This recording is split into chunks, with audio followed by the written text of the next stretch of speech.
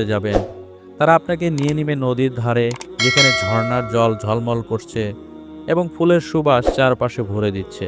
হুরেরা আপনাকে দেখাবে জান্নাতুল ফেরদাউসের বিভিন্ন প্রাসাদ, সোনার সেতু এবং বাগানের লুকানো সৌন্দর্য।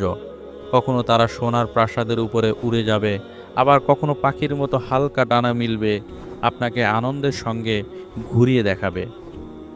যখন আপনি বাগানের মাঝে হাঁটবেন বা নদীর ধারে বসবেন, হুরেরা আপনার পাশে থাকবে, হাসি, গান এবং নরম সুরে কথা বলবে। তারা আপনার আনন্দকে আরও বৃদ্ধি করবে, যেন প্রতিটি মুহূর্ত স্বর্গীয় সুখে ভরে উঠবে।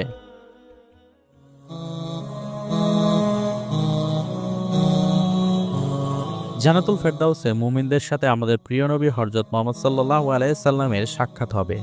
তিনি জান্নাতুল ফেরদাউসের সর্বোচ্চ আসনে থাকবেন। ভাবুন, আপনি জান্নাতুল ফেরদাউসে প্রবেশ করেছেন। সামনে বসে আছেন রাসূল সাল্লাল্লাহু আলাইহি সাল্লাম। আপনার হৃদয়ে আনন্দে ঝকঝক করছে, চোখে উচ্ছ্বাসের ঝিলিক, মুখে প্রশান্তির হাসি। আপনি সেই নবীকে দেখছেন যাকে আপনি এই পৃথিবীতে কখনো চোখে দেখেননি, কিন্তু যার জন্য আপনার অন্তর ও আত্মা প্রেম এবং শ্রদ্ধায় ভরে আছে। আপনি ধীরে ধীরে তার পাশে বসছেন। তার কোমল দৃষ্টিতে আপনার মন শান্ত হয়ে যাচ্ছে, চোখ ভরে যাচ্ছে আনন্দে। এতদিন যে ভালোবাসা আপনি হৃদয়ে ধারণ করেছেন, এখন তা জীবন্ত হয়ে চোখের সামনে প্রতিফলিত হচ্ছে। আপনি তার সঙ্গে মন ভরে কথা বলছেন, হেসে খুশি ভাগাভাগি করছেন।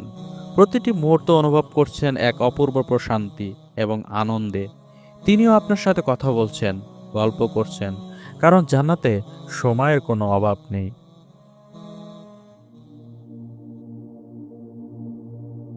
জান্নাতের প্রতিটি নিয়ামত, প্রতিটি ফল, প্রতিটি প্রাসাদ